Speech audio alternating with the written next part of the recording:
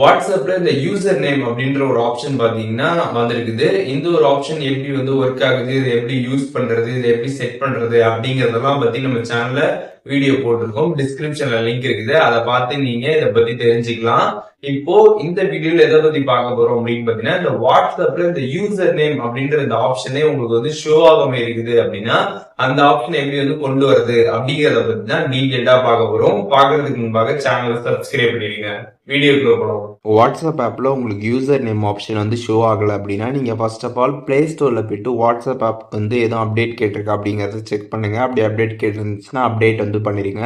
Update பண்ணிவிட்டு அதுக்கப்புறம் திருப்பி வாட்ஸ்அப் நீங்கள் ஓப்பன் பண்ணி அந்த ஆப்ஷனில் போய் பாருங்கள். உங்களுக்கு பார்த்தீங்கன்னா யூசர் நேம் ஆப்ஷன் அங்கே ஷோ ஆகும்.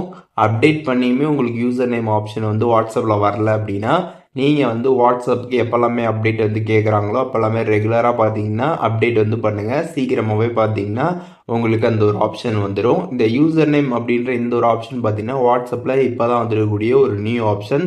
அதனால் கொஞ்சம் கொஞ்சமாக தான் எல்லாருக்கும் ரோல் அவுட் ஆகும். அதனால் அப்டேட் வரல அப்படின்றதுக்காக நீங்கள் பயப்பட தேவை கிடையாது. கொஞ்சம் வெயிட் பண்ணுங்கள், சீக்கிரமாகவே உங்களுக்கும் அப்டேட் ஆகிடும். அதுக்கப்புறம் அந்த யூசர் நேம் ஆப்ஷன் பார்த்தீங்கன்னா உங்களோட வாட்ஸ்அப்லேயும் வந்துடும்.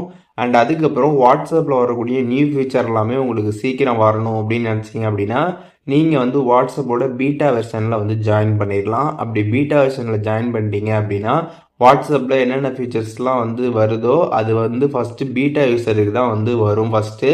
அதனால் பீட்டா வெர்ஷனில் ஜாயின் பண்ணிக்கோங்க. அது எப்படி ஜாயின் பண்ணுறது அப்படிங்கிறத பற்றி நம்ம சேனல் ஆல்ரெடி வீடியோ போட்டிருக்கோம்.